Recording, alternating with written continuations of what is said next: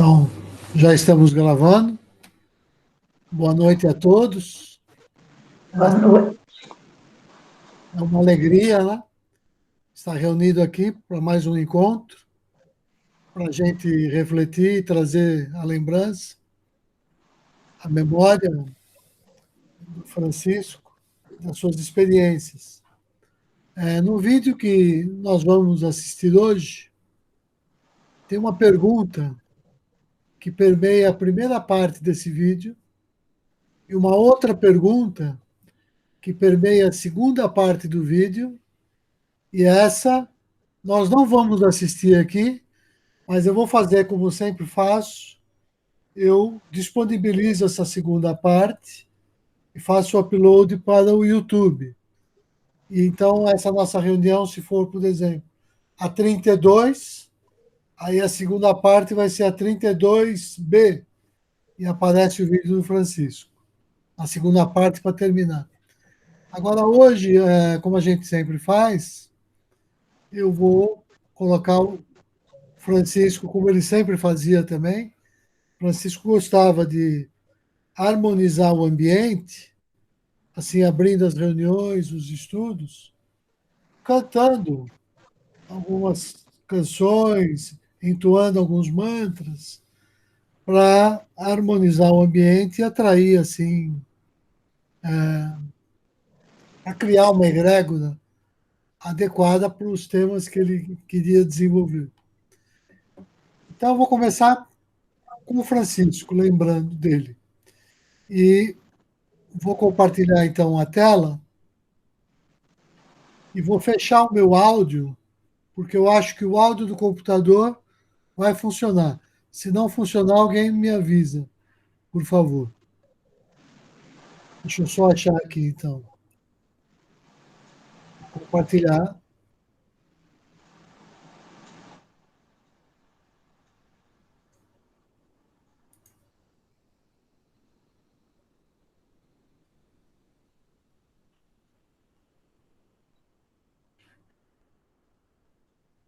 Vou fechar o meu áudio e vou compartilhar agora, então.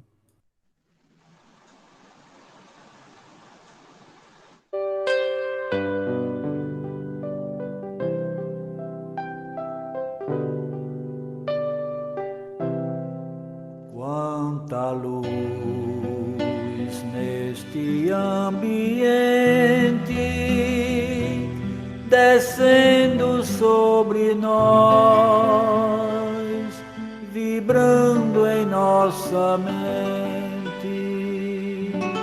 Quanta luz, quando assim em prece a nossa alma cresce aos olhos de Jesus. Quanta luz, quando em oração a voz do Mestre fala em nosso coração. Quanta luz descendo sobre nós, quanta luz, quanta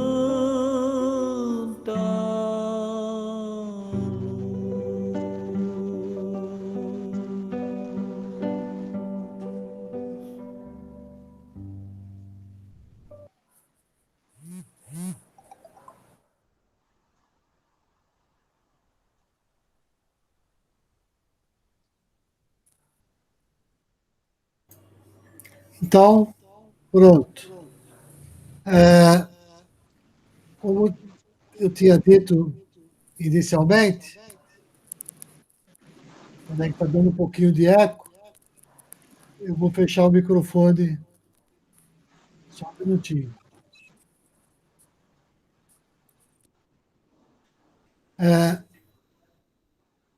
São dois temas que Francisco vai tratar no vídeo de hoje. E essa primeira parte, então, nós vamos assistir. São 20 e poucos minutos, né? E depois A segunda parte do vídeo, como eu disse, eu coloco no YouTube. Ele é o próximo, é sempre o vídeo seguinte. Então, esses dois temas são dois temas polêmicos, bastante polêmicos. E isso é muito típico do Shuddha Dharma, que o Shuddha Dharma sempre tem uma compreensão que é um pouco mais superficial, mais geral, o que a gente chama de esotérica com X, e uma compreensão mais profunda, que a gente chama de esotérica com S, né? Então, tudo aquilo que é verdade num primeiro nível, de alguma maneira deixa de ser verdade num segundo nível, porque uma verdade maior se estabelece. E o Francisco vai dar dois exemplos sobre isso nesse vídeo. A primeira questão já é bastante polêmica, né? E ele trata disso de direto. Acho que eu poderia resumir nessa pergunta, que é a seguinte: de que valem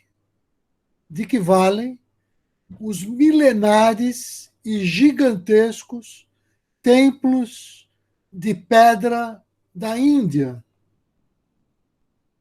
onde as pessoas, na maioria das vezes, vão para fazer turismo espiritual. É forte essa expressão, porque é óbvio que tem uma verdade, que os templos são importantes, que toda essa vivência é importante. Mas depois que a gente caminha dentro da nossa doutrina do Shuddha Dharma, isso deixa de ser importante, porque uma outra verdade passa a ser mais importante. Então, desse vídeo que o Francisco gravou no dia 5 de junho de 2012, ele vai falar sobre a flexibilidade, ele começa falando sobre a flexibilidade das práticas espirituais do Shuddha Dharma e a sensibilidade que é necessária aos oficiantes e aos líderes religiosos da instituição para perceber essa necessidade de adaptar as práticas, inclusive, à necessidade da audiência. E o Francisco vai dizer que ele consegue adaptar algumas práticas que aparentemente não tem nada da instituição. E, no entanto, ninguém seria capaz de dizer que não é uma prática autêntica, legítima do Shuddha Dharma. E ele dá um exemplo interessante, que quando as pessoas têm uma compreensão menor, demora para entender isso. Então, nas práticas espirituais, na grande síntese que o Francisco realizava, muitas vezes ele era acompanhado por um músico. E esse músico, como ele tem as músicas que o Francisco vai cantar, ele tem uma expectativa muito grande com relação àquela sequência. E se o Francisco, ali durante a reunião, tem uma intuição e recebe seguir um caminho diferente, e aquela sequência que o músico esperava não se concretiza, inconscientemente, o músico começa a interferir na condução da reunião, porque ele fica um pouco que incomodado, sem saber o que está acontecendo, ou sem perceber como funcionam as coisas no mundo espiritual. Por quê? Porque o mundo espiritual tem a sua própria lógica. E muitas vezes, em respeito à audiência, em respeito às pessoas novas que aparecem na reunião, o condutor da prática, ele tem o poder e a autoridade para adaptar a sua prática à necessidade das pessoas. Esse é um ponto. E tem o segundo ponto, que as práticas, na verdade, elas são cooficiadas a partir do mundo espiritual por uma série de mestres diferentes. Então, quando o instrutor está em sintonia e percebe essa expressão espiritual, ele tem que dar canal a isso, né? Então, e cada um desses mestres espirituais, ele tem um jeito de conduzir a prática, né? Esses grandes seres da divina hierarquia, eles fazem parte de distintas tendências da escola dentro da nossa própria escola. Cada um tem uma orientação espiritual. Então, isso é dito para dizer que a marca distintiva do Shuddha Dharma é a flexibilidade. Se você quer que alguém caminhe um caminho com você, Francisco sempre dizia isso, caminhe 2 quilômetros com essa pessoa. Essa é a marca da diplomacia espiritual. É assim que os mestres atuam. Então, em respeito a essas pessoas que a gente está recebendo, que a gente quer caminhar, que elas quer que elas caminhem com a gente, nós fazemos o primeiro movimento e o primeiro gesto, procurando flexibilizar a nossa prática para não ofender uma pessoa nova e que pode estranhar algumas coisas porque não está preparado para uma prática totalmente distinta. Então, Francisco tinha esse cuidado, que faz parte do Shuddha Dharma, né? Então, aí o Francisco vai citar um exemplo que é muito forte, que é esse exemplo que eu abri aqui com a pergunta que eu fiz, né? Quando o Francisco foi à Índia e esteve com o instrutor, na época, o instrutor mundial do Shuddha Dharma, que era Sirianantran, né?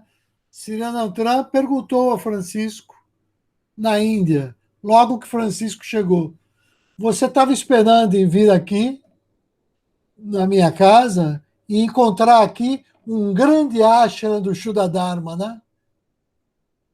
Ele disse assim, meio um pouco irônico, né?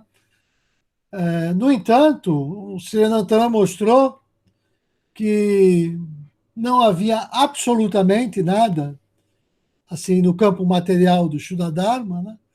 Só existia ali a modesta casinha onde ele vivia, cercado pelos livros da instituição. Então, Srinatana vivia numa casinha com todos os documentos da instituição. Francisco vai contar essa história, né?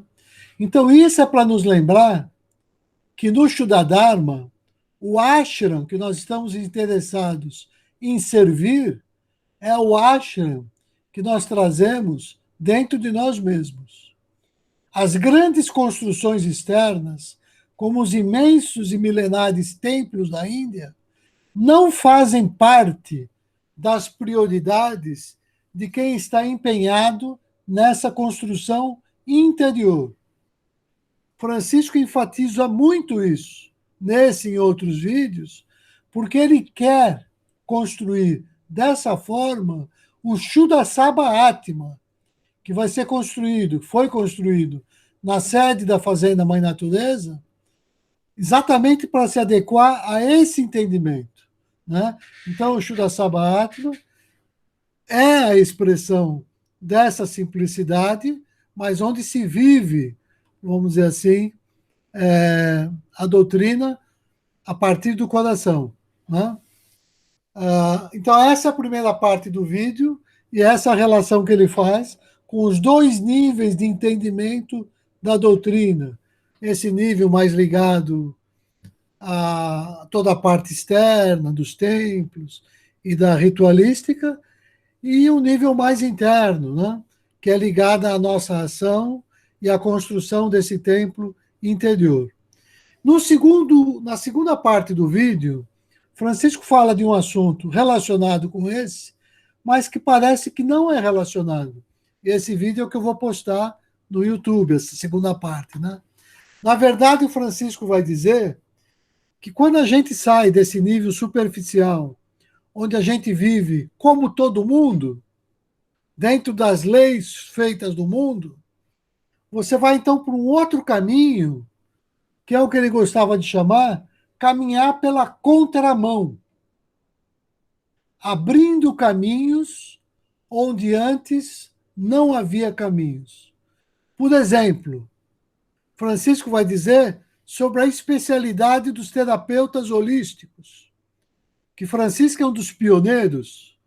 Ele talvez seja uma das causas para a regulamentação da profissão, mas Francisco foi chamado, ele mesmo diz isso no vídeo, de um charlatão, exatamente porque ele andava na contramão e ele praticava o conhecimento espiritual que ele tinha, que era um conhecimento da medicina ancestral, e era mal visto pelo Conselho de Medicina, pelos órgãos de psicologia, que não entendiam que aquela arte sagrada que ele utilizava era uma arte que não estava sob o domínio, né, da medicina ou dessas ciências, como a psicologia e outros, que faziam parte do campo do sagrado e de uma medicina ancestral. Ele vai falar, inclusive, do seu encontro com o presidente do Conselho Federal de Medicina, que foi a Aracaju especialmente para se encontrar com Francisco e investigar o que estava acontecendo ali, né? Então ele foi se consultar com Francisco. E o Francisco vai falar um pouquinho dessa experiência. E ele então termina falando nessa segunda parte do vídeo, né, andando ainda pela contramão, que todos esses conhecimentos a gente acessa por aquilo que Pietro Baldi chamava das noures, né? Essa frequência que a gente entra em sintonia, e o Francisco, ultimamente, mais próximo já, quando ele estava adoecendo, ele chamava de rádio coração. Ou seja, quando eu sintonizo a minha rádio na faixa do coração, eu acesso as noures, ou seja, essa região onde todo o conhecimento está disponível para todo mundo, né? E é essa razão, inclusive, que Francisco também, andando pela contramão, ele não respeita, e não respeitava muito, as questões de direitos autorais, porque nesse entendimento espiritualista mais profundo, ninguém pode se arvorar de ser dono do conhecimento espiritual, né? Nós somos apenas um instrumento. Então é por isso que sempre que o Francisco publicava, ou fazia uma canção, ou preparava um CD, ele dizia: direito autoral universal livre, que se multiplique, que se distribua, repetindo os milagres de Jesus, né? Milagre da multiplicação do pão, do peixe, do vinho, né? Sem precisar pagar direito autoral e que ninguém fosse reclamar, porque ele está reproduzindo uma cópia do pãozinho, o padeiro não vai reclamar e tudo mais, né? Fazendo uma brincadeira aqui com essa fala de Francisco. Mas é melhor do que eu explicar. Eu fiz esse cuidado também de explicar, porque às vezes o vídeo pode ter aqui e ali uma coisinha que a compreensão fica mais difícil, mas melhor a gente ouvir Francisco. Então eu vou deixar tocar esse vídeo de 25 minutos e abrir para que todos falem. E hoje eu vou até fazer um pedido, porque a semana passada, sem eu perceber, depois é que eu fui ver, né, que Dagoberto não falou no início, mas ele ia falar no final. E a gente meio que foi esquecendo, e quando viu, o Dagoberto não falou, né?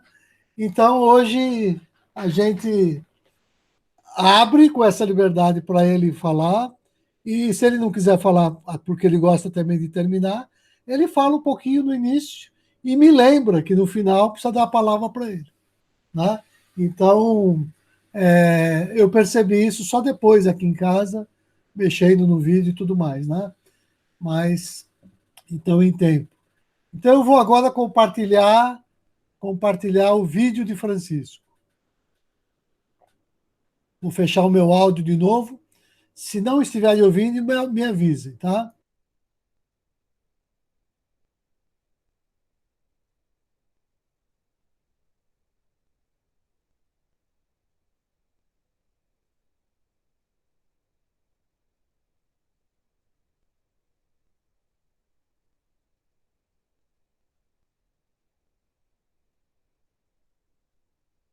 fico assim, às vezes, muito preocupado, porque de acordo com o andamento da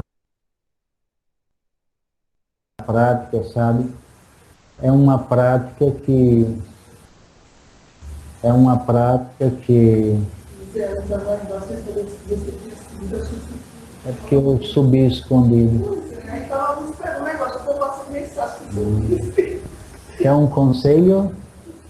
Não me espere. Vai em frente. Porque eu subi escondido.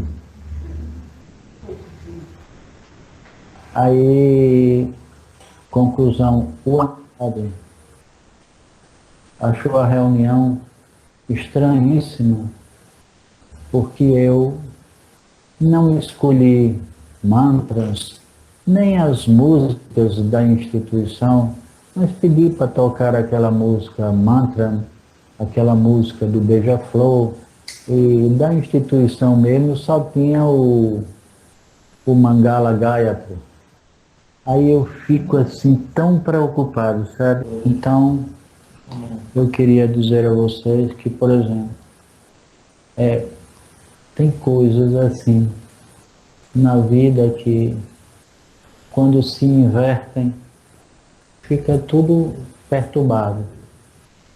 Por exemplo, quem conduz a reunião é quem está oficiando, né? Mas quem está ali tocando, mentalmente fica conduzindo a reunião, porque eu não estou cantando aquela música, não estou cantando aquela, aí está esperando aquela música. Como o Andrade me falou, mas eu deixei para numa hora bem com calma, conversar com ele e explicar que as coisas no mundo espiritual são tão diferentes do que ele pensa, porque ele não tem experiência, né? Poderá haver um dia que eu estou aqui, aquele grupo todo de Sérgio, de Bruno, de, como é o nome dele, de Márcio, de não sei o quê, e na verdade, olha, a ordem é uma reunião de silêncio.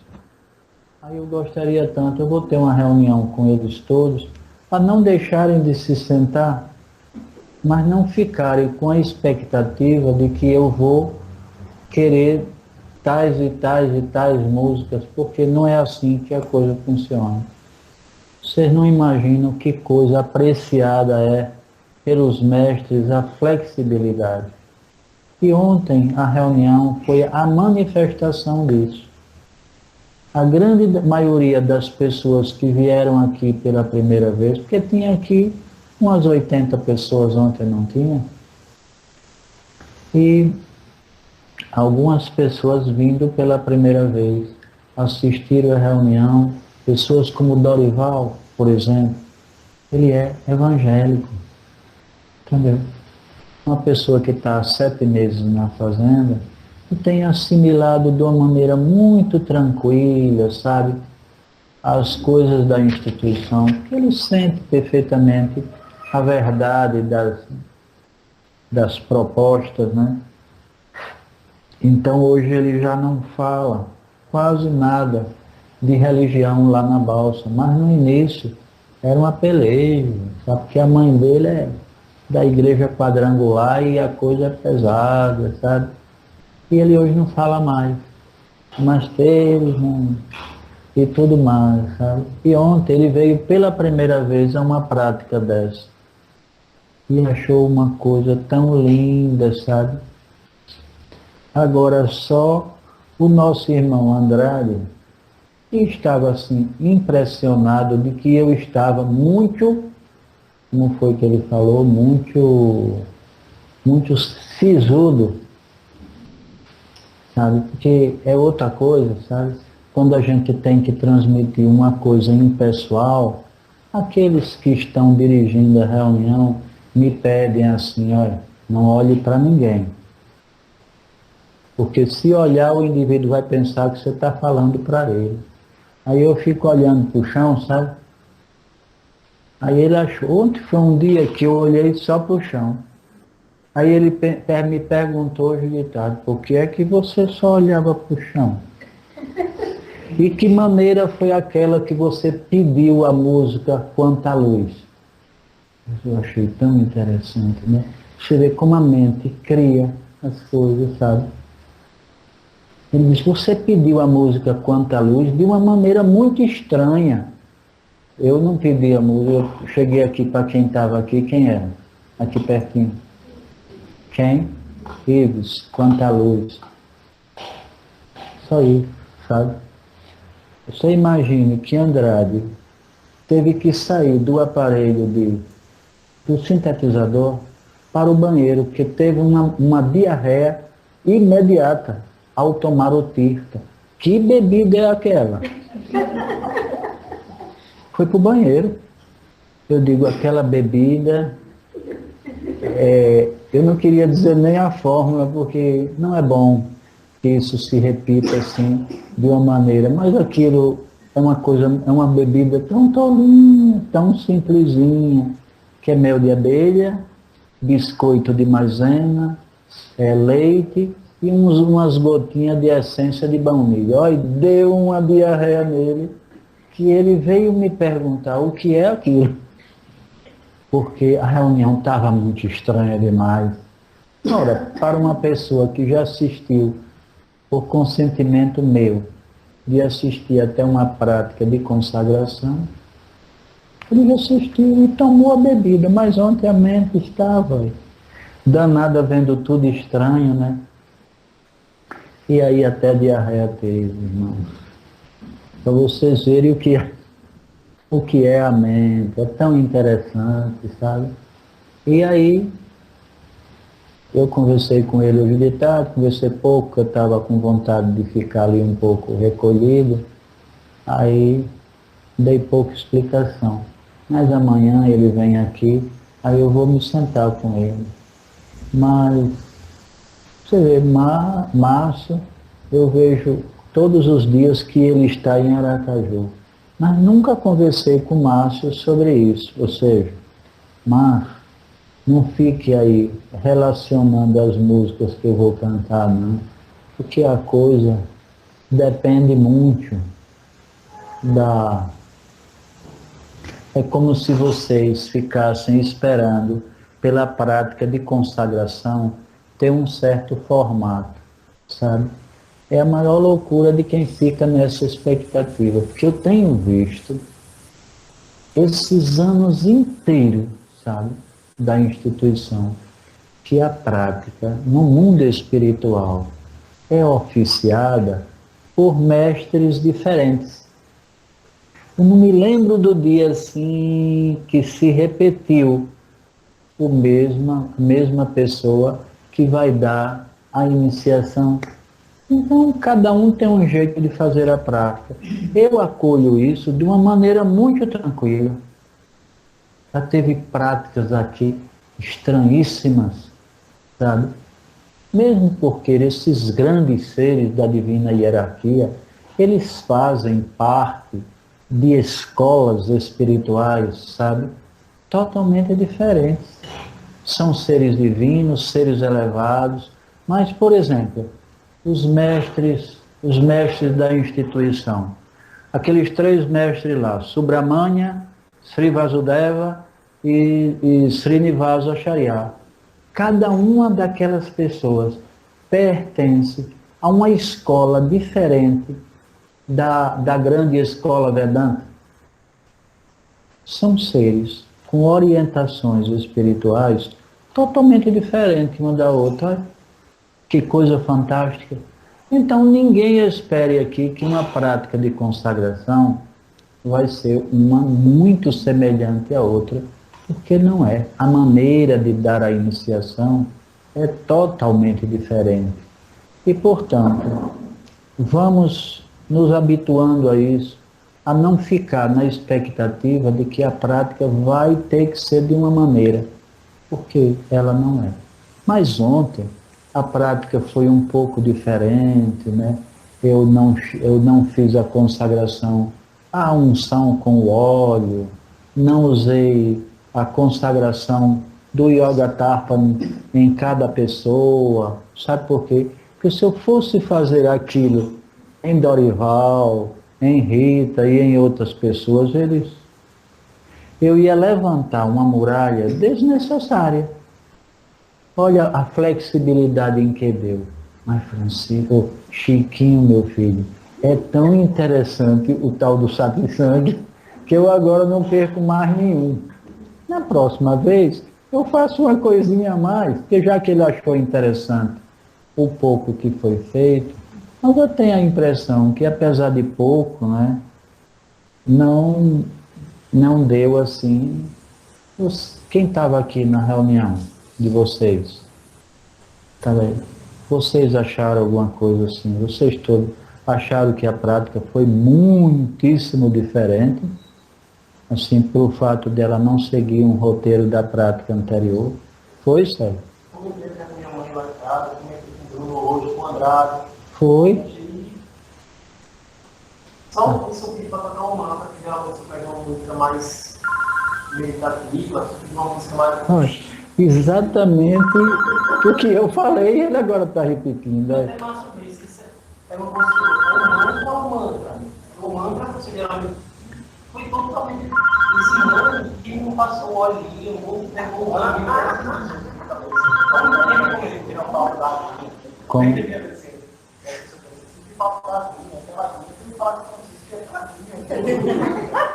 Tá vendo? Eu acertei em cheio. E o senhor também se levantou e sabia. Assim, geralmente subir um ano, subir troca, só que ele levantou, puxinho. Fico esperando que as pessoas falem comigo. Agora, você imagina que eu, antes da prática, sabe, vivi uma experiência extremamente forte, olha, e que eu tive que me concentrar bastante, sabe, ficar muito focado na prática, para poder fazer a prática e botar o evento que eu tinha vivido de lado. Vocês pensam que é fácil dirigir uma instituição? Não é. O que eu vivi lá embaixo foi uma coisa assim extremamente contundente. Muito contundente, sabe? Não foi fácil. Não foi fácil, sabe? E aí eu fiquei no meu quarto, sabe? E fiquei quieto, sabe? Um pouco para vir para a prática. Mas não me afetou absolutamente nada o que eu tinha vivido. A forma diferente da prática se processar, por exemplo, a música ou mantra. É uma música que quase todo mundo hoje sabe cantar. Então, de certa maneira, eu aproximei Dorival, um Paulo que tinha ali atrás, e várias pessoas que eu vi diferente, entendeu? É uma forma só. Se você quer que alguém caminhe 1 quilômetro com você, caminhe 2 com ele. Olha, eu acho que eu caminhei ontem uns 10 quilômetros com várias pessoas estranhas que tinham aqui. Dá para entender a diplomacia espiritual? É assim que eu vejo os mestres fazerem, sabe? É assim que eu vejo eles fazerem. E a maior diplomacia que eu já vi na minha vida foi de Sri Anantran. Eu alcancei 2 vindas dele ao Brasil. Nas 2 vindas dele ao Brasil, em momento algum, ele deixou transparecer como ele vivia na Índia. E eu, quando fui para a Índia, achei, como disse a ele no primeiro dia, lá na Índia, eu achei que eu ia encontrar, como diz ele, eu fiquei assim pensativo, assim, do que eu ia encontrar na Índia. Aí na hora que eu estava pensando a ele sobre as minhas ideações, ele disse, você estava esperando aqui na Índia um Big Ashram. Nunca me esqueço disso. E você veio encontrar, foi minha casinha, com uma sala, um banheiro, uma cozinha e nada mais. E a sala da casa era um quarto, na qual nessa sala tinha um armário de aço com todos os livros internos da instituição e de lado uma mesinha com um mimeógrafo a tinta de lado, que aí eu tinha compreendido como era que aquelas mensagens da lua cheia, que era distribuída pelo mundo inteiro, eram feitas. Eram feitas por ele no mimeógrafo, entendeu? Nada mais. Pensei que tinha uma big secretaria, sabe? Um ashra lindo, às margens do rio Ganges, e na verdade ele me disse, não espere isso para você não se decepcionar. O seu ashra que eu estou interessado em construir é dentro de você mesmo.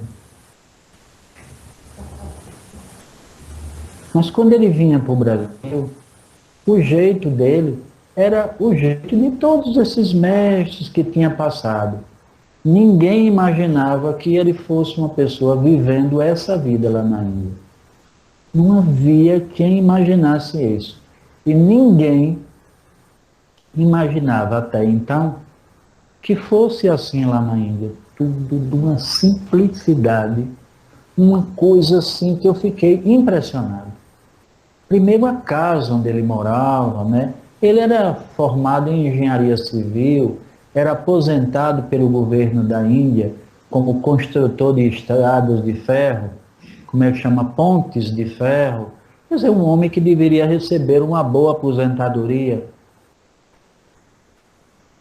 O dinheiro dele todo era gasto nas edições de mimeógrafo e de outras coisinhas, que passava o dia atendendo as pessoas sentado numa cadeira, e ali tinha doce o dia todo, o praçada, aquelas bolinhas assim, que ele fazia e recebia, e as pessoas às vezes almoçavam na casa dele. Então o dinheiro dele era gasto com coisas da instituição, e nada para grandes construções externas, que já não fazia parte de um ser daquele tipo, entendeu?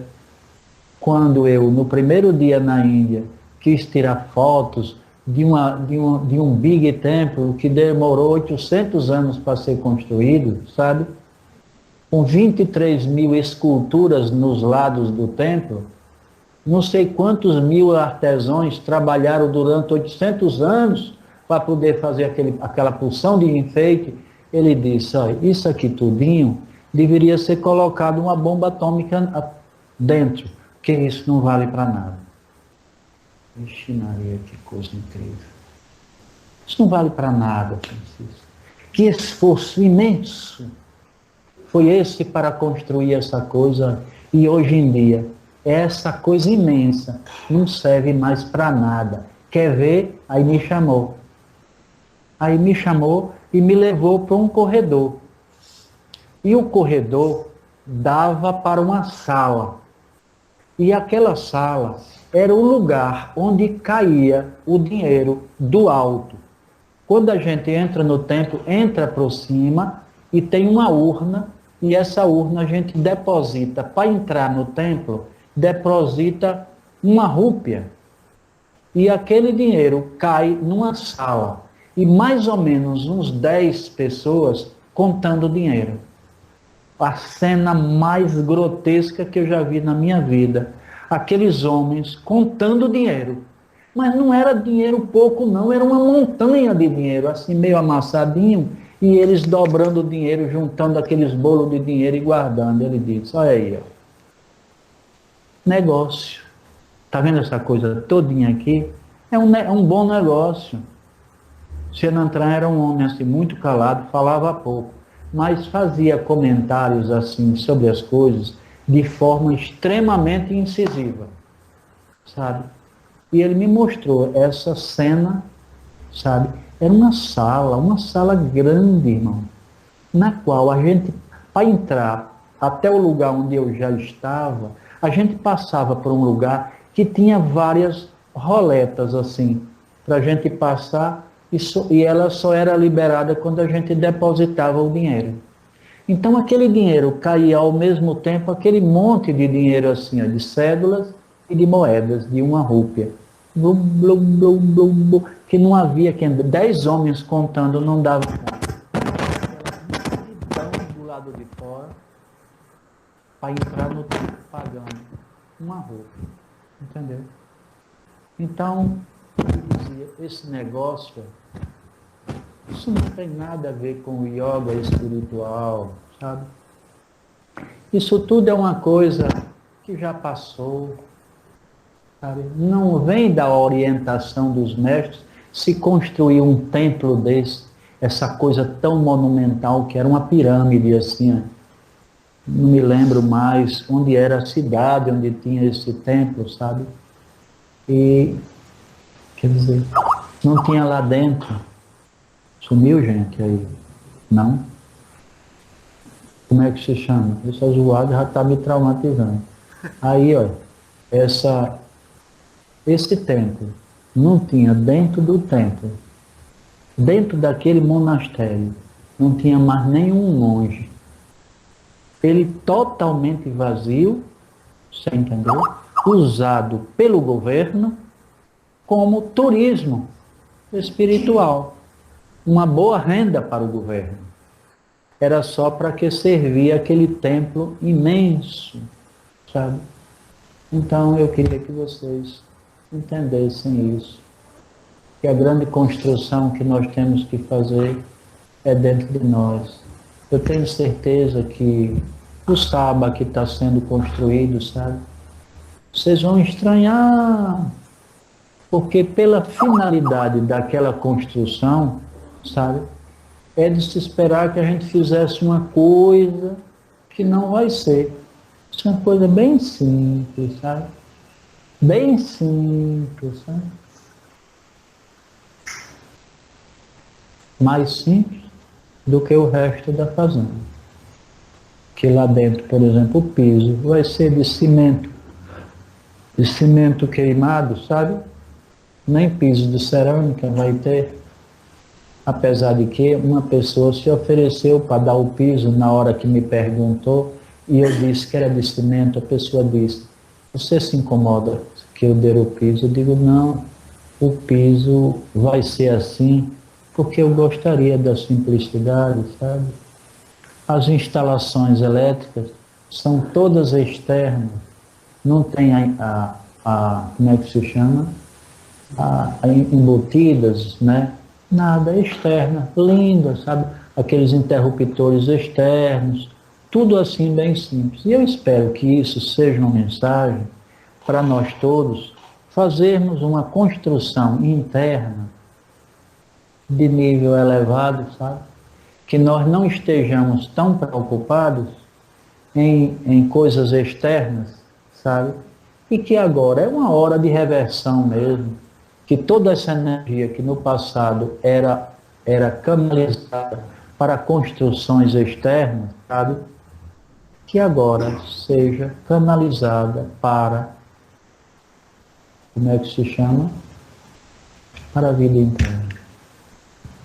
Para que a gente encontre energia para construir o templo do coração, essa coisa tão difícil para nós todos realizarmos.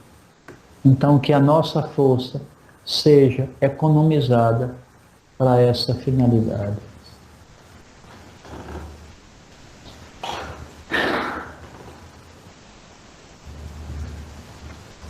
Deu para entender, Cássio?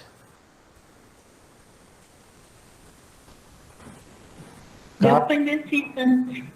Deu. Silvana e Marco, entenderam? Tá. Paulo, você entendeu? Perfeito, Francisco. Nós estamos aqui. Rubens, Entendido. Alexandra. Entendido. Então agora vamos a outro tema.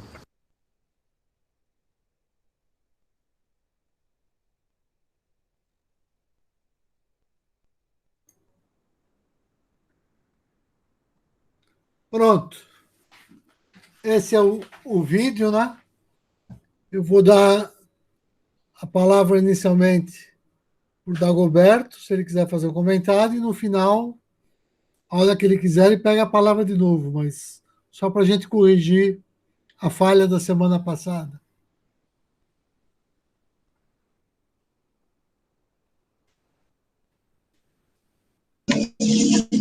Rubens, não se preocupe, não. Eu não falei a semana passada. A gente sabe que nada é por um acaso, né? Porque se eu fosse até mesmo falar naquele dia, talvez eu tomasse até o tempo de outras pessoas, que foi necessário, aconteceu o que aconteceu. A gente que vem estudando um pouco isso, entende que nada é por um acaso e tudo tem um a ver. Então, para mim foi tranquilo, eu não fiquei, não pensei que eu não achei ruim nem nada, nada. Até a Alice no final disse, faltou o Dagoberto falar. Não, fique tranquilo. O que falou foi necessário falar e eu abracei bem tranquilo, viu? E assim, hoje eu sempre gosto de falar um pouquinho mais no final, sabe? Então, por isso que eu disse a você, pode deixar as pessoas bem à vontade, no finalzinho eu faço uma reflexãozinha e coloco um pouquinho alguma coisa, viu? Combinado.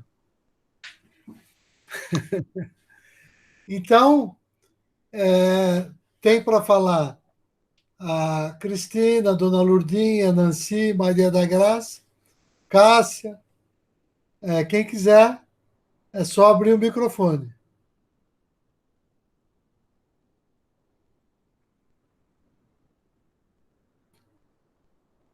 Cristina?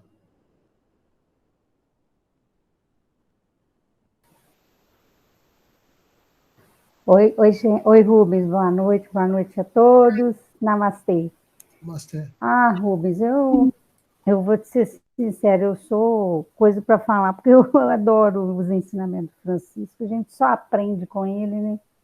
E eu não pude participar da última reunião, mas eu vou te ser sincera, eu ouvi 2 vezes, tanto que eu achei importante, sabe, tudo que ele falou, o tema, o assunto que ele tratou, e o que mais me tocou muito na última reunião foi a questão que eu sempre me preocupo e sempre falo com relação à vida espiritual, né? É um caminho assim difícil porque através da meditação você descobre exatamente em que ponto, né, você deve melhorar, né? E aí o Francisco tocou nisso de uma forma, ele falou assim, que nós podemos mergulhar nas zonas mais abissais da alma, sabe? E a gente tem que ficar atento para o que nós iríamos encontrar lá. E na Shuddha Dharma tem uma prática que fala, não sei se é a prática da saúde, que a gente pede aos mestres, né, para nos ajudar com o nosso karma, né, que aí no caso acho que não seria karma a palavra mais apropriada, né, no nosso Dharma e dos nossos ancestrais também, né. É porque karma, né, para estudar Dharma, tem outra noção, é ação, não é a mesma noção para outras instituições, né, religiosas. Karma não é algo negativo, né, é o contrário, né, acho que seria o Dharma, né, o caminho, enfim. Então, o Francisco nos dá uma oração que eu achei muito importante, sabe? Invocação da graça divina, quando a gente for mergulhar nessas zonas mais abissais da alma, né? Para a gente fazer essa invocação que é assim, Senhor, eu estou aqui cheio de faltas e sem nenhum conhecimento da verdade, sem nenhuma percepção divina. Vem tu a mim, Senhor, e purifica a minha embotada compreensão. Olha só que coisa. Essa oração eu agora vou fazendo todo dia na hora da minha meditação, porque a meditação eu sempre achei isso. Que a hora da meditação, a hora que você mergulha nas profundezas, né, do seu ser, do seu interior, você vai, os mestres, eles vão te mostrando exatamente naquele ponto que você tem que melhorar, né, como pessoa, como ser humano, etc. Mas Francisco tocou em assuntos muito importantes, sabe? E quando ele falou do Tirtan, né, que é aquele leitezinho com mel, né, nós tínhamos aqui em Juiz de Fora a Marli que fazia. ela que fazia e levava para as reuniões. E ele tem eu acho que ele tem que ser, quando ele está sendo feito, manuseado, tem que ir entoando os mantras, né? Então, não é só simplesmente pegar os ingredientes e misturar, não, né? E depois ele é abençoado durante a prática e a gente bebe depois, né? Da consagração. Eu não sei como que o Francisco fazia lá em Aracaju, enfim. Quando ele disse a respeito das músicas, eu acho importante porque tem gente que acha que às vezes lá na Grande Síntese toca muita música, mas as músicas, acho que foi o próprio Francisco e o pessoal da Grande Síntese que fala, as músicas são para harmonizar o ambiente, não é? Porque, vamos supor, às vezes chega uma pessoa lá que está assim, um pouquinho com a mente confusa, né? Ou ela não está com uma energia talvez muito boa, né? Ou talvez até a gente mesmo, né? Então a música ela tem esse intuito, né? De harmonizar o ambiente, né? Para que os mestres possam se manifestar, né? E a respeito dos templos, dos big templos na Índia, eu concordo, eu acho que a Índia ela precisa mais de banheiro do que de ostentar templos, né? Nem banheiro lá tem, né? Mas também não é só na Índia, né? É isso que eu pensei, né? Tem muitos países que têm templos, igrejas, né? A gente não precisa ir longe, né? O Vaticano, por exemplo. É coisa mais histórica, cultural, mas a gente tem que, né, pensar nisso, nessa questão também, né? Não é só na Índia. Enfim. E quanto a ir à Índia, o meu orientador me falou, você tem que ir à Índia, você tem que ir à Índia. Aí eu não tinha manifestado o desejo nenhum de ir à Índia. Não sei porquê, é uma coisa minha, eu não tinha vontade de ir à Índia. E aí aprendi com o Francisco o seguinte, que tem pessoas que fazem viagens longínquas, né? Muito longe, e não conseguem fazer uma viagem de 20, 30 quilômetros. Depois que eu ouvi isso com o Francisco, nossa, eu fiquei maravilhada, sabe? Porque a viagem é muito mais profunda, muito mais difícil, é um desafio essa viagem, né? E outra coisa que ele falou também, que eu gostei muito, é a flexibilidade dos mestres, né? Para cada ambiente, para cada ambiente que ele conduzia, né? Tinha uma música certa, que deu o exemplo do Evangelho, estava lá. Isso é que eu sempre achei fantástico no Francisco, essa questão isso para mim que é o Shuddha Dharma, sabe? É essa questão de todas as músicas. Essa música que você colocou no início, Quanta Luz Neste Ambiente, acho que eu já falei para vocês, a minha sogra é espírita, e ela cantava direto essa música. Então, e tem uma outra música evangélica também que é cantada lá na instituição. Então, eu acho que perfeito, sabe? Onde está o sagrado, a Shuddha Dharma está ali, não é? O Francisco fazia questão disso, né? Outra coisa que ele falou também, ao transmitir algo impessoal, né? Por exemplo, às vezes ele estava conduzindo uma cerimônia, né? Um ritual, e aí os mestres pediam para ele não olhar para ninguém. Olha só, eu gostei disso. E que não espere que as práticas de consagração, por exemplo, tivesse somente um formato, né? Cada um mestre tem um jeito de fazer a prática, e isso é mesmo aqueles 3 mestres do Shuddha Dharma, Subramania e Ananda, né? Mas o Devaron, cada um era de uma escola, né? Do Vedanta, né? Enfim, isso tudo aí ele falou, como que ele tem conhecimento, nossa, impressionante. Ele fala dos seres divinos, que são seres muito elevados, né? E que uma prática não é igual à outra, e, enfim, Francisco que a nossa construção tem que ser interna, né? No nível mais elevado. E nós temos que guardar a nossa energia para construir o templo do coração. né? Ao invés de ficar venerando coisas externas, né? O templo mais importante é o do nosso coração. É isso, irmãos. Gratidão, namastê. Grato, Cristina. Quem mais?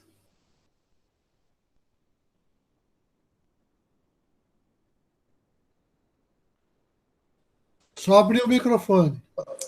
Maria abriu. Posso falar? Nossa, a Cristina falou muito bonito, o Rubens, e o Francisco, é claro, muito enriquecedor, né? A fala do Francisco. Então, desde o mantra, eu achei belíssimo, quanta luz é nesse ambiente descendo sobre nós, lindo, lindo. E quando ele fala da ostentação, que a ostentação não leva, não é coisa externa, fora da gente, não leva a nada. Que a grande construção está dentro da gente, que é a simplicidade. A simplicidade, sim. Então, que aí também nós precisamos de essa energia para construir o templo dentro da gente. Não adianta a gente ir para a ostentação, ver os templos grandiosos lá na Índia, se não toca o coração, não é? E, como a Cristina falou, aplica-se também a outros lugares. E isso está dentro da gente, temos que ter essa energia para construir esse templo dentro da gente com a simplicidade, nada de ostentação. Então é isso, namastê. Namastê. Grato, Maria. Quem mais?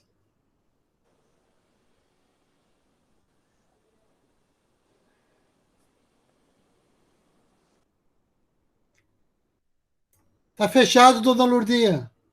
Tem que abrir o microfone.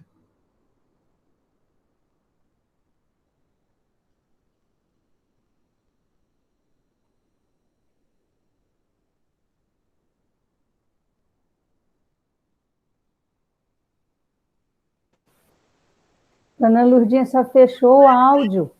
É, Quer dizer, fechou a câmera e o áudio continuou fechando.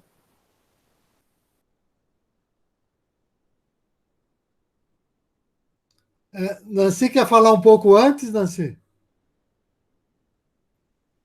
Ah, a dona Lourdinha entrou em outro aqui. Mas está fechado. Está fechado, dona Lourdinha. Acho que ela está mexendo no botão errado, né? Abriu, abriu. Pode falar, dona Lourdinha. Não tenho muito o que falar. Já foram lembrar, a Cristina falou muito bem, e só queria, nosso irmão Dagoberto, que ficou de dar a sua palavra no final, né? Vamos deixar para ele esse tempo, que é muito valioso.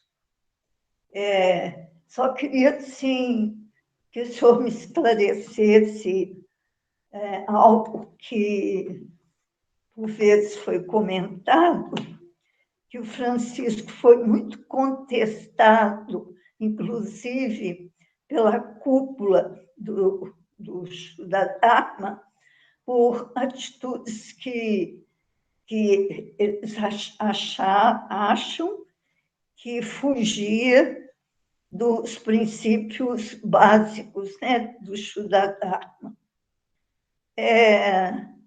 Mas, pelo que vem sendo narrado, ele é assim, ele é um canal dos mestres. E a maneira como ele dirige, como ele fala, em cada momento, em cada situação, é totalmente guiado por uma força superior, uma luz muito própria, né? Queria só que vocês, se puder falar em que situação que eles contestaram pelo menos assim, até agora, eu não senti nada que fosse ferir, que fosse ir contra todos esses princípios que regem a instituição. Então, dona Lourdinha, esse é um assunto muito delicado, né? E que hoje em dia é mais difícil da gente perceber, que o mundo avançou muito. Mas quando nós considerarmos assim, os anos 80, mais ou menos, né? De fato, ele sofreu bastante, porque o Francisco tem esse jeito muito austero, um pouco rude, um pouco franco, e isso às vezes parece falta de diplomacia. Então, e tem uma outra coisa, apesar disso, ele tem um carisma tão grande que também pode causar um pouco de ciúmes, né? Então, uma pessoa que é muito livre, muito independente, que naquela época criou uma comunidade onde as famílias criavam seus filhos conjuntamente, educando conjuntamente todos os filhos, né? Isso foi entendido por alguns como se fosse uma espécie de comunismo, de um lado. E, de outro lado, como a Cristina mencionou essa música, Quanta Luz, outras musiquinhas, né? Era como se ele estivesse contaminando o Shuddha Dharma com expressões de outras religiões.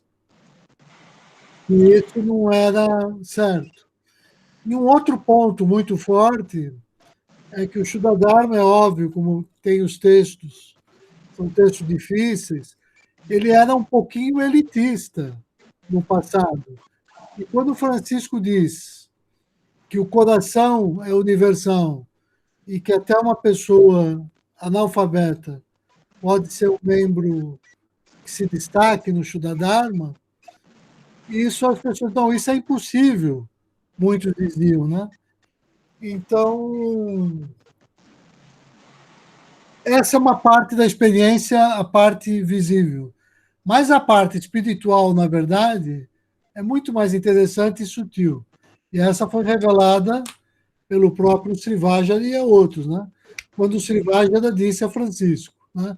Falou, olha, essa experiência aqui vai se constituir como uma das mais fecundas do Shuddha Dharma. Mas, por isso, para você viver na carne o Shuddha Dharma, você vai ter que sofrer perseguições. E essas perseguições vão vir de todos os lados, que é para você ser formado na forja mesmo, se fortalecer na forja. E não estranhe se essas perseguições vierem, inclusive da minha parte, porque é assim que a gente forma uma pessoa forte, né? Uma estrutura forte. Então, quer dizer, essa é a essência. E um outro lado, quando as pessoas visitavam Aracaju, viam um lugar assim, que era ao mesmo tempo muito simples, muito humilde, chegava a incomodar, porque não tinha conforto, então chegava a incomodar assim, as pessoas mais sofisticadas, mas ao mesmo tempo era muito pujante, muito rico, porque desde o início, com pouco esforço, o grupo que seguia ali Francisco conseguiu materialmente constituir assim um ashram, uma comunidade, e tinha bens, né? E tinha um número de membros frequentando a instituição que era maior do que todos os outros lugares. Isso gerava um pouquinho de desconforto. E nesses concílios, aí a causa mais forte, né? Essa é a causa mais forte, de fato. Esse é um tema difícil até. Mas é importante a gente esclarecer, né? Já depois, assim, com a proximidade do falecimento e com o falecimento de Srivajana, o grupo dos líderes da instituição, dos Gnanadatas, alguns queriam criar no Brasil o que eles chamavam de Seção Brasileira do Shuddha Dharma Mandalam, que era uma espécie de uma federação ou uma instituição, uma estrutura parecida com a da Igreja Católica, onde existiria um supremo comandante, um papa da instituição, onde os Gnanadatas elegeriam essa pessoa, tirando aquela independência que Srivajana queria para os Gnanadatas. Quando Francisco, então, disse que não poderia concordar com isso, ele passou a sofrer, assim, ele passou a ser excluído, né? Porque não concordava com essa direção. De fato, foi criada essa seção brasileira, mas ela não vingou, porque não havia verdade, nem a inspiração, nem a luz dos mestres, né? E logo as pessoas perceberam o equívoco dessa experiência e passaram a valorizar o formato que o próprio Francisco defendeu na época, que era a independência de cada grupo na sua condução. Mas como aquelas conversas daquela época foram muito fortes e muito intensas, né? Então as pessoas mais distantes do Francisco hoje, só a informação que tem sobre ele são as fofocas que ouviram naqueles períodos. Então, ele padeceu, sim, bastante disso. Acho que eu respondi. Respondeu plenamente. Eu acho que a pureza dele, inclusive ele falando que cada consagração ele recebia a luz de mestres diferentes. Então, por aí a gente já vê uma abertura, né? Uma flexibilidade de aceitar naquele momento como a coisa está sendo conduzida. E ele explica, então, que o veículo são os mestres que, então, conduzem e cada um conduz na seu coração, na sua maneira de sentir. E eu acho que o que tem valor permanece. E essa obra, com toda a pureza que ele iniciou, né, estruturada nos princípios de São Francisco de Assis, mais do que nunca nesse nosso tempo que nós estamos passando por uma depuração, mas bastante forte, né?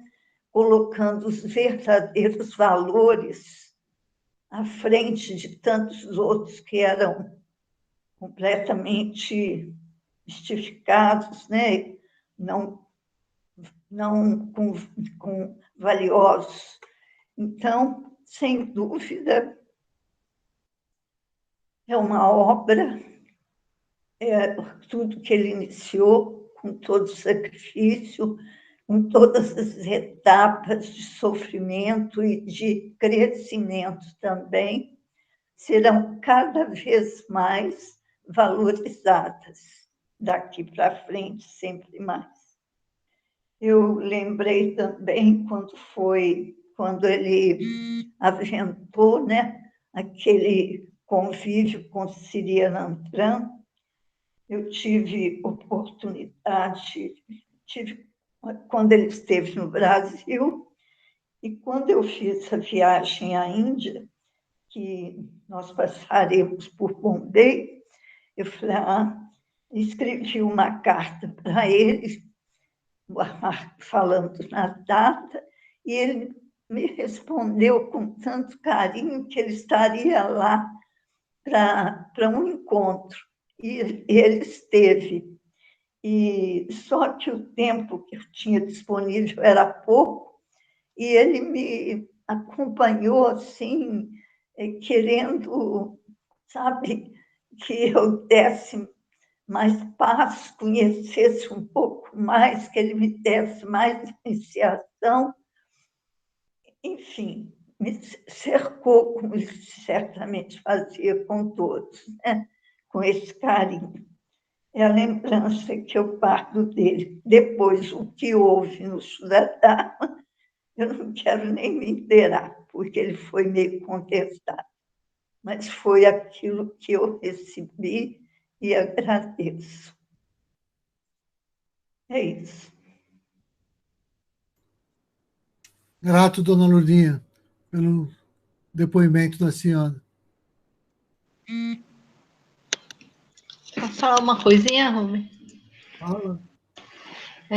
Também acho que o que incomodava um pouquinho as pessoas, né, no jeito de Francisco, é que ele sempre foi inovador também. Em vários aspectos, ele não tinha medo.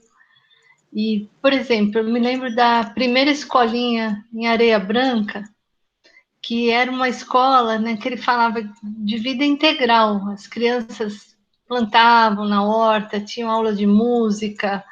Era uma escola pequenininha, mas ela era muito inovadora, tanto que mesmo as pessoas que moravam na cidade, que tinham casa em Aracaju, não em Areia Branca, elas queriam colocar os filhos lá, porque era uma escola que hoje a gente vê várias delas, assim, pipocando pelo mundo todo. Mas naquela época, há uns 40 anos, era algo muito inovador, 35 anos, mais ou menos, era muito inovador. E acho que isso incomodava. Eu me lembro que até o Pãozinho, quando ele tinha a padaria lá em Areia Branca, um dia ele estava comentando com a gente que estava incomodando a região porque o pãozinho dele era maçudo, que não tinha muito, ele falava, não tem muita química, um pãozinho mais, mesmo sendo pãozinho francês, ele mais integral. As pessoas, até nisso ele sofreu perseguição, porque ele queria dar um pão de qualidade para as pessoas que não estavam habituadas. Então, essas pequenas coisas, dona Lourdinha, às vezes, na época, hoje em dia parece que é normal, mas nesse período que ele iniciou, eu sempre achei que ele fazia tudo com tanta verdade, buscando de fato o bem, né, da comunidade, o bem das pessoas, mesmo às vezes parecendo ser duro, mas era uma dureza que vinha do coração, então não era dureza, era só a austeridade, que ele sempre puxava isso para a gente, fazer as coisas de forma corretas, de acordo com os princípios do Shuddha Dharma. Não só saber, né, mas não só intelectualmente, mas viver na ação. Então, acho que até os vídeos dele mostram isso, né? Ele fala, ele é muito detalhista, ele não deixa escapar nada. Eu acho que isso faz a diferença. Como ele falou do olhar da pessoa quando ele troca música, a gente participou de várias reuniões em que só teve música, não teve uma palavra, porque acho que ele sentia que o ambiente não estava harmonizado. E aí a gente ficava o tempo todo cantando, falando, fazendo mantras, para até a gente sair bem das reuniões, apesar de ele não falar uma palavra. Acho que é isso. Obrigada. E acho que esse exemplo dele vai frutificar cada vez mais, porque tem como base pureza a verdade, né? Sem dúvida, com todas as dificuldades que uma instituição pode passar, mas que vencerá e será um exemplo para muitos, com certeza. Tem uma coisinha que ele fala, às vezes eu sempre lembro dele quando eu entro numa sala de aula, por exemplo, porque o professor que está, de fato, interessado que a turma aprenda, ele tem que pensar qual é o público que ele tem naquele momento. Não é repetir uma aula, a mesma aula, da mesma maneira, a vida toda. Mas isso muda em função do público que você tem. Então, por isso que às vezes o ensino remoto é meio complicado, né? Porque você não sente da mesma forma que o ensino presencial.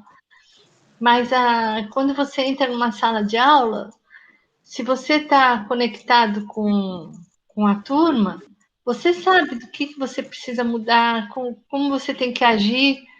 E o Francisco, quando ele entrava numa sala, a gente sabia que ele tinha noção de tudo que estava acontecendo. Então, era muito forte o jeito que ele agia com a gente, né?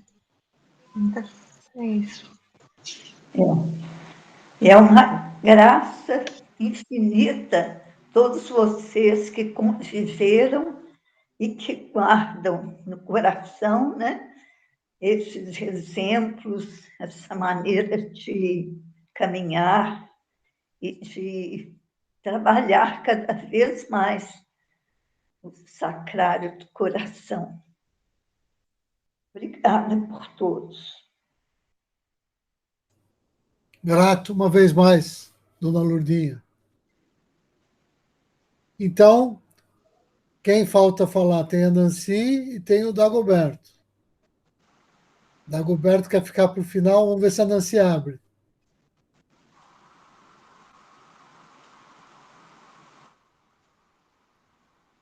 Acho que a Nancy está com dificuldade de abrir, Dagoberto. Se você quiser tomar a palavra.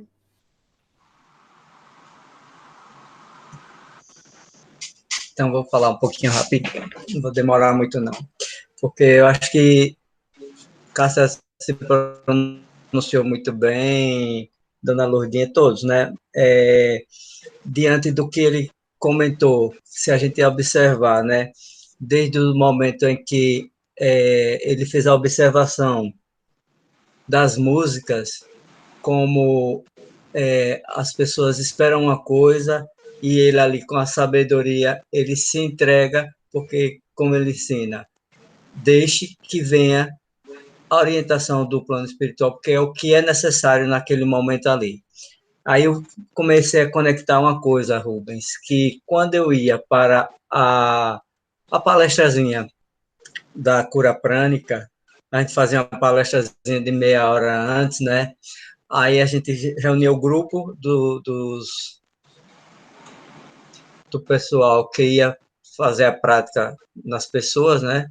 Da cura prânica, e a gente fazia uma preparação do ambiente e ia para outra sala lá para falar alguma coisinha para as pessoas.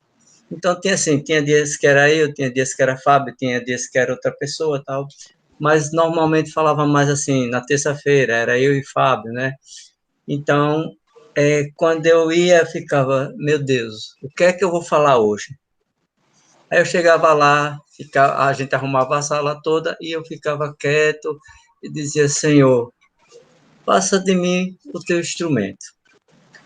Que me venha o que seja necessário para quem veio tomar uma cura no dia de hoje. Mas falava assim, né, amorosamente, né? Chegava lá, a gente cantava uns mantrazinhos para harmonizar o ambiente com as pessoas, né? Que a gente percebia como as pessoas chegavam num estadozinho assim meio, vamos chamar assim, perturbado da energia, né? Então, eu ficava quieto um pouquinho, aí começava a falar. E falava coisas que eu dizia depois, meu Deus, de onde eu fui apanhar isso?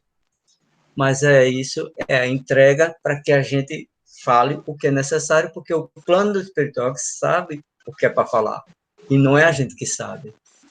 E tinha dias que eu ficava, Senhor, não está vindo nada para eu falar, o que é que eu vou falar? Eu ficava quieto, Rubinho, as pessoas olhando para mim e diziam assim, como quem estava todo mundo dizendo, não vai falar nada não. Aí eu chegava assim e dizia, sabe o que é o assunto hoje? O silêncio. Esse tempo que eu estou aqui demorando e vocês estão esperando eu falar, eu acredito que eu tenho que falar do silêncio. Pronto. Aí vinha a inspiração, sabe, Rubinho, para eu poder falar do silêncio. Para a gente ver que, como o Francisco falou aqui nessa palestra aí de hoje, que quantas coisas ele passava antes de subir para a reunião, e para ele poder dar uma arrumada em tudo, porque ele disse que estava tendo uma situação lá embaixo, que é totalmente diferente do que ele precisava para poder subir e falar. Aí ele disse, Sônia entrou, ele disse, eu fugi, eu me escondi, passei escondido, porque são várias situações, e para ele, como, vamos dizer, como mestre para a gente, né? Então ele tinha que ter uma sabedoria para poder não se contaminar com certas energias para o que era necessário lá em cima onde ele ia falar com a gente. Então, é uma coisa assim que, para quem está atento, se vigia para poder ir com um certo equilíbrio de chegar na hora e se entregar. Porque ele, como ele disse, as músicas, Márcio esperava que fosse uma sequência tal, tal, tal. Quem disse que é assim? Quem disse que é a gente que sabe? Quem sabe é quem está num plano maior, que sabe o que é necessário. Então, a gente não pode se fazer de sabido, de que é o que a gente acha que é e pronto. Não. Mas é muito interessante, assim, para a gente poder trazer para a nossa vida tudo isso, né? Porque a gente, quando vai se organizar para poder conduzir a nossa vida, a gente diz, ei, peraí, eu vou conduzir a minha vida, eu sei conduzir a minha vida, porque eu já escutei Francisco dizer, quem disse que você sabe o que é bom para você? Quem foi que disse? Não, quem sabe o que é bom para você é Deus. É Deus. Por isso que, assim, quando se fala do livre-arbítrio, ele chegou a certa palestra de falar um pouco, assim, ele criticou com certa sabedoria, certo? Porque ele disse que, normalmente, os espíritas falam muito sobre o livre-arbítrio, então eles prezam muito isso. Nós temos que ter o livre-arbítrio, né? Ele se enche para dizer o livre-arbítrio. Mas só que ele disse, quem disse que você sabe o que é bom para você? Então, estou tirando isso porque eu já escutei ele falar isso, né? Então, ele disse, você acha que aquilo é bom para você, mas quem sabe o que é bom para você é o Senhor que conduz a sua vida, e não você. Eu ficava assim, meu Deus do céu, é coisa para uma palestra, um assuntozinho do livre-arbítrio é um assunto palestra, né? Que dá para se estender um monte de coisa. Então, achei interessante dele fazer essa colocação do primeiro tema, como ele disse, né? E depois do segundo tema, quando ele falou sobre Sanatran, né?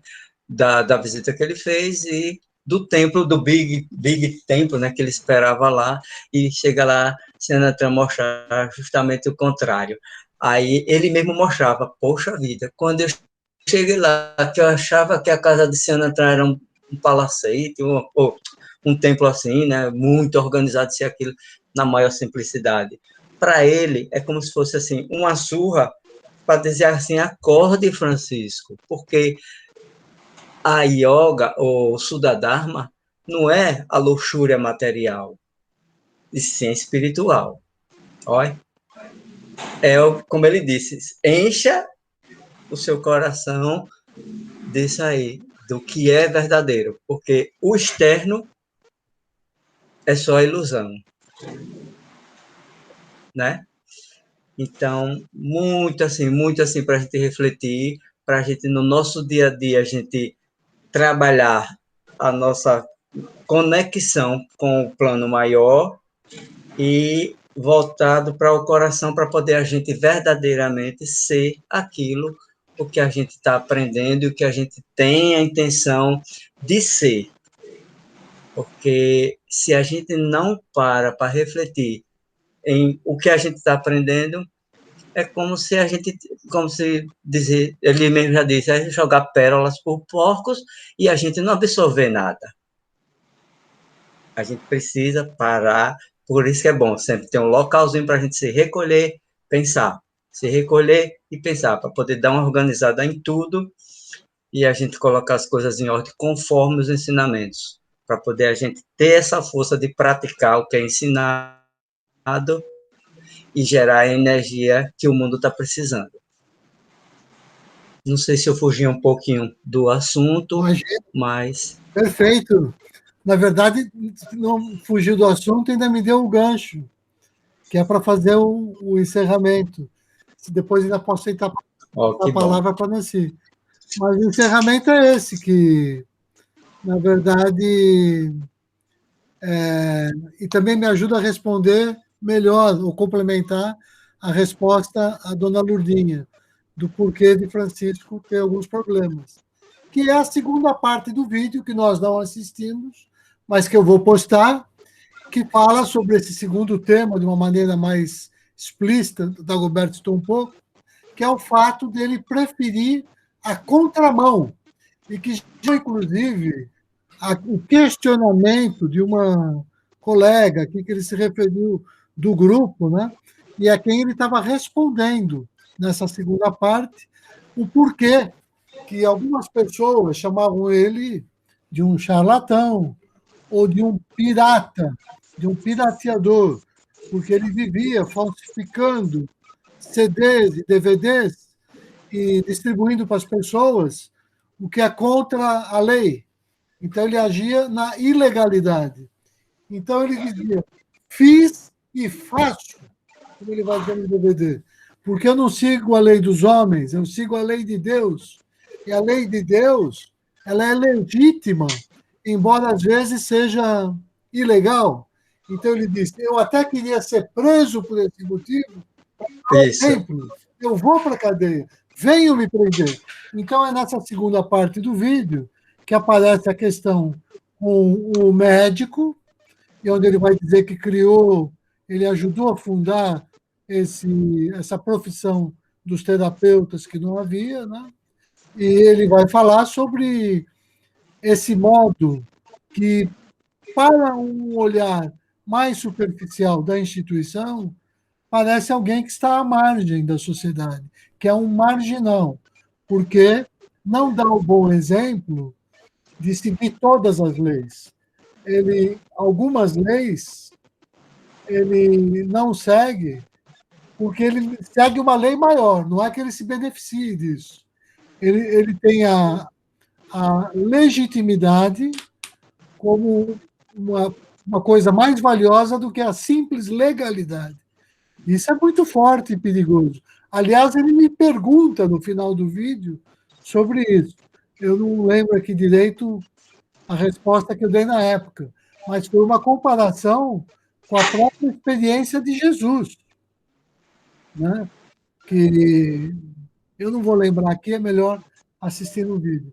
Mas é só para terminar com isso, para dizer que todas as falas foram importantíssimas, e essa fala do Dagoberto agora me possibilitou, inclusive, complementar a minha resposta para a dona Lurdinha.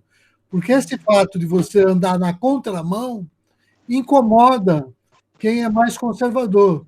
Como disse a Cristina, Cássia, quando você quer inovar, trazer uma novidade, isso pode assustar um pouco, porque você está saindo fora de um padrão, e quem é conservador diz, se eu for quebrar um padrão, quem é que diz que eu estou trocando isso que é o garantido por uma coisa melhor? Então tem um certo medo. Então um pouco as pessoas tinham medo, porque sem conhecimento, sem sabedoria, melhor continuar com a tradição mesmo. Eu só rompo com a tradição em nome de uma coisa maior. Mas é exatamente isso que é o Shuddha Dharma. O Shuddha Dharma representa essa superação do conhecimento, vamos dizer assim, como era entendido pelo Vedanta, de uma maneira com o sistema de castas e tudo mais. Você rompe, sem romper, uma espécie de transcendência sobre esse estágio. E é isso que é andar na contramão. Só que andar na contramão, por exemplo, com relação a essas pessoas da instituição que não concordavam com o procedimento de Francisco, gerou denúncia na Polícia Federal, gerou... porque dava a impressão que Francisco podia pôr em risco todo o bom nome da instituição. Então, eu até entendo que, do ponto de vista assim, mais ingênuo, de uma espiritualidade mais infantil, as pessoas estivessem legitimadas em pensar assim.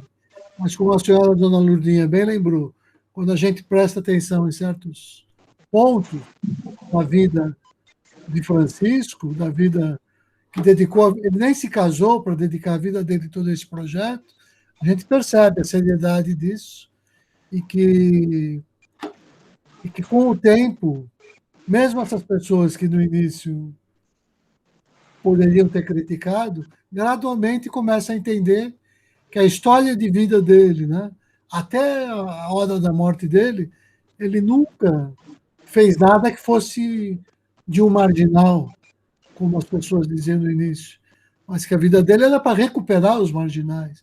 Os projetos dele era para recuperar, inclusive, pessoas que vinham da marginalidade, né? Então, eu acho que todos isso já é quase que muito bem aceito hoje.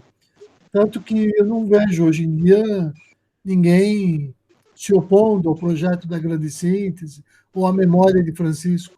Pelo contrário, as diferenças parece que estão sendo esquecidas ou ficando lá naquele passado.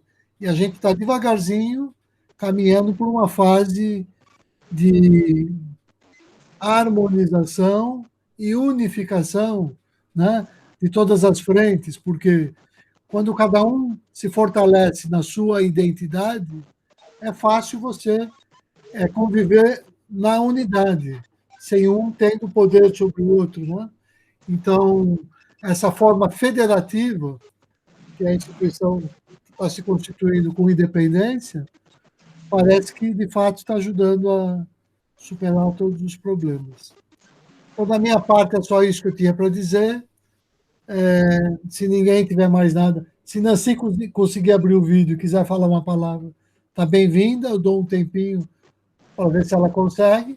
Se não, eu, da minha parte, já estou me preparando para me despedir, né? Agradecer a todos pela presença aqui. Estou vendo que o Nancy não está abrindo.